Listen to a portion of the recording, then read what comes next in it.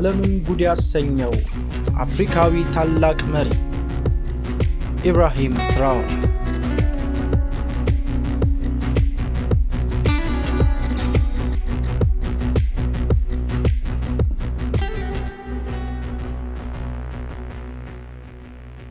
ኢብራሂም ትራኦሬ በ2022 የተደረገውን ወታደራዊ መፈንቅለ መንግስት በመምራት ስልጣን ላይ የወጡ ወጣት የቡርኪና ፋሶ ፕሬዝዳንት ናቸው።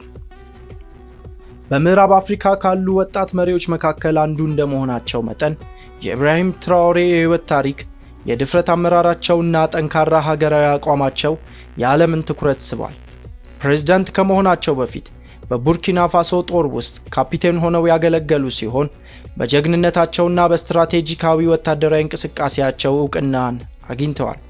አመራራቸው አገራቸውን ከውጭ ተጽዕኖዎች ለመጠበቅና ብሔራዊ ሉዓላዊነትን መልሶ ለማግኘት ትልቅ ቁርጠኝነትን ያሳያል።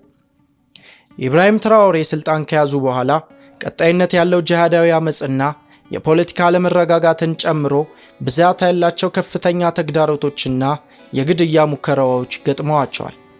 እነዚህ ችግሮች ቢኖሩም በተለይም የሀገሪቱን ወታደራዊ ኃይል ለማጠናከር፣ የውጭ ጥገኝነትን ለመቀነስና ብሔራዊ ኩራትን ለመመለስ ባደረጉት ጥረት በቡርኪና ፋሶ ሕዝብ ዘንድ ከፍተኛ ተወዳጅነትና ድጋፍ አስገኝቶላቸዋል።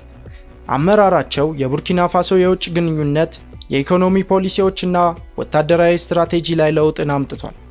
ይህም በቀጠናው እየተሻሻለ በሚመጣው የፖለቲካ ምህዳር ውስጥ እጅግ በጣም ቁልፉ ሰው አድርጓቸዋል። ኢብራሂም ትራኦሬ የተወለዱት በቡርኪና ፋሶ ትልልቅ ከተሞች መካከል አንዷ በሆነችው በቦቦ ዲዮላሶ ነው። የብሔራዊ ሉዓላዊነትን የሚደግፍ ቡድን በሆነው የአርበኞች ንቅናቄም አባል ናቸው። ታታሪ ወላጆቹ ተግሳጽንና ድፍረትን አስተምረውታል።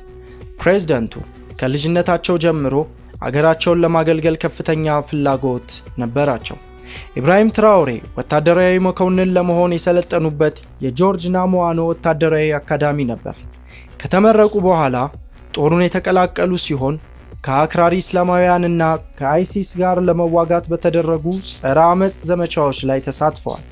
ጀግንነታቸውና የአመራር ክህሎታቸው ወደ ካፒቴንነት ማዕረግ እንዲደርሱም ረድቷቸዋል።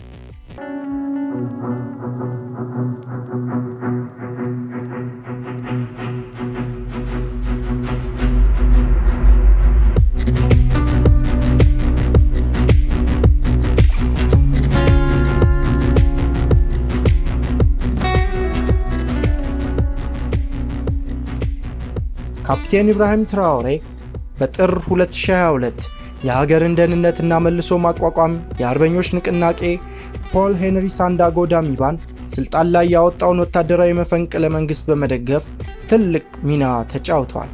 ሆኖም በዳሚባ አመራር ላይ ባለመደሰታቸው ትራኦሬና ሌሎች የጦር መኮንኖች በሴፕቴምበር 2022 ሁለተኛ መፈንቅለ መንግስት አደረጉ። እንደ አውሮፓውያን አቆጣጠር ኦክቶበር 6 ቀን 2022 የቡርኪና ፋሶ ጊዜያዊ መሪ ሆነው ተሾሙ። ይህም በወቅቱ በዓለም ላይ ትንሹ ፕሬዝዳንት አድርጓቸዋል። የቡርኪና ፋሶ ፕሬዝዳንት እንደመሆናቸው ትራኦሬ ጂሃዳዊ አመጽን በመዋጋትና የሀገሪቱን ነጻነት በማጠናከር ላይ ትኩረት አድርገዋል። መንግስታቸው የፈረንሳይን ወታደራዊ ኃይሎች አስወጥቷል፣ ከሩሲያ ጋር ጠንካራ የሆነ ግንኙነትን ፈጥሯል። እናም በቡርኪና ፋሶ የወርቅ ሀብቶች ላይ የሀገሪቱን ቁጥጥር እጅግ በጣም ለመጨመር የተለያዩ ፖሊሲዎችን ተግባራዊ አድርገዋል። በ2023 በአማጽያኑ ላይ አጠቃላይ የማጥፋት ቅስቀሳ አውጀዋል። በዚህም በ2024 የፕሬዝዳንትነት ጊዜያቸውን እንዲያራዝሙ አስችሏቸዋል። ፕሬዝዳንት እንደመሆናቸው መጠን ካፒቴን ኢብራሂም ትራኦሬ ትልቅ ለውጥ አድርገዋል።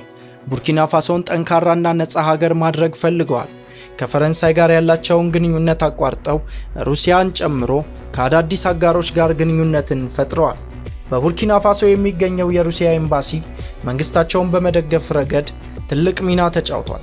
እንዲሁም ኢኮኖሚውን በተለይም ለሀገሪቱ አስፈላጊ ሀብት የሆነውን የወርቅ ኢንዱስትሪን በማሻሻል ላይ ትኩረት አድርገዋል። የቡርኪና ፋሶ ፕሬዝዳንት መሆን ለኢብራሂም ትራኦሬ ቀላል አልነበረም። አገሪቱ ከአክራሪ እስላማዊ ቡድኖች ብዙ ጥቃቶች ደርሶባቸዋል። ጂሃዳዊ አመጹ ብዙ ጥቃት አስከትሏል። በመቶዎች የሚቆጠሩ ሰዎች ሞተዋል። መንግስታቸው በሀገር ውስጥና በውጭ ካሉ ቡድኖች ትችትና ውንጀላዎችን ተጋፍጧል። ሆኖም ደጋፊዎቻቸው ግን አገሪቱን መጠበቅ የሚችል ጠንካራ መሪ እንደሆነ ያምኑበታል። ብዙ ሰዎች ስለ ኢብራሂም ትራኦሬ ባለቤታቸውና ቤተሰብ ለማወቅ ይፈልጋሉ።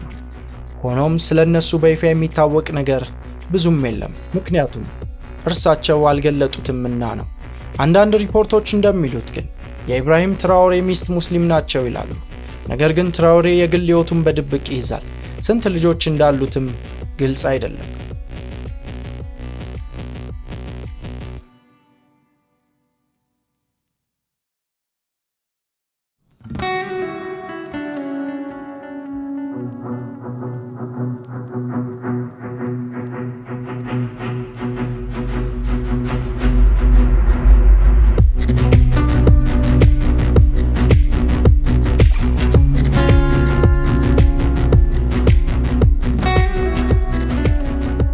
የኢብራሂም ትራኦሬ ሃይማኖት በህይወቱ ውስጥ ትልቅ ሚና ተጫውቷል። እርሱ ሙስሊም ሲሆን በአንድ ወቅትም የሙስሊም ተማሪዎች ማህበር አባል ነበር።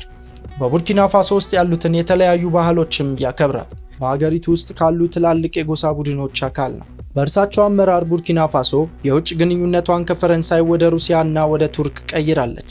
የትራኦሬ መንግስት የሩሲያን ኤምባሲ እንደገና የከፈተ ሲሆን አክራሪ እስላማውያንን ለመዋጋት የሩሲያ ወታደሮችን ጨምሮ የዋግነር ቡድን ቅጥረኞችን ተቀብሏል። በኢኮኖሚው ረገድ ትራኦሬ የቡርኪና ፋሶን ወርቅ በአገር ውስጥ ለማጣራትና ህገወጥ የወርቅ ኤክስፖርትን ለመግታት እርምጃዎችን ወስደዋል። ብዙ ሰዎች ኢብራሂም ትራኦሬን በአብዮታዊ ሐሳቦቹ ከሚታወቀው የቀድሞ የቡርኪና ፋሶ መሪ ቶማስ ሳንካራ ጋር ያወዳድሩታል። ልክ እንደ ሳንካራ ሁሉ ትራኦሬም በብሔራዊ ኩራትና በራስ ገዝ ነፃ አስተዳደር ያምናሉ። አገሪቱን ለመከላከል የአየር መከላከያ ስልጠናና ወታደራዊ ጥንካሬ ላይ ትኩረት ሰጥተውበታል። በዓለም አቀፉ ማህበራዊ ሚዲያ በጣም ታዋቂ ሰው ሲሆኑ ብዙ ሰዎች ስለ እርሳቸው ያላቸውን አስተያየት ይገልጻሉ። አንዳንዶች እንደ ጀግና ሲያዩት፣ ሌሎች ደግሞ አመራራቸውን ይተቻሉ። ግትርና መረዳት የማይችል ሲሉም ይተቹታል። አልጀዚራና ሌሎች የዜና ማሰራጫዎች ስለ ፖሊሲዎቻቸውና ተግባሮቻቸው በተደጋጋሚ ሲዘግቡ ይደመጣሉ። ኢብራሂም ትራኦሬ የዓለም አቀፉ መድረክ ርዕስ ከሆኑ ሰንበትበት ብለዋል። ፕሬዝዳንቱ በምዕራብ አፍሪካ ውስጥ ጉልህ መሪ ሆነዋል። የቡርኪና ፋሶ የበላይ ኃላፊ እንደመሆናቸው መጠን ብዙ ተግዳሮቶች ይገጥሟቸዋል። ነገር ግን ጠንካራና ትዕግስተኛ ደጋፊዎች አሏቸው። አሁን ባላቸው አመራር ትራኦሬ ዘላቂ ሰላምና መረጋጋትን እንዲሁም የኢኮኖሚ እድገትን ያመጣሉ ወይ የሚለው ግን ወደፊት የሚታይ ይሆናል። ሆኖም ድፍረታቸውና ቁርጠኝነታቸው የቡርኪና ፋሶን የወደፊት ዕጣ ፈንታ መቅረጹን ቀጥሏል።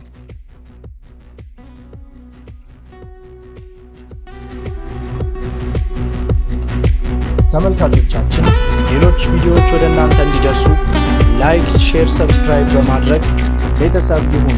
የዛሬ ይዘንላችሁ የቀረብነው ቪዲዮ ይህንን ይመስላል። መልካም ሳምንት።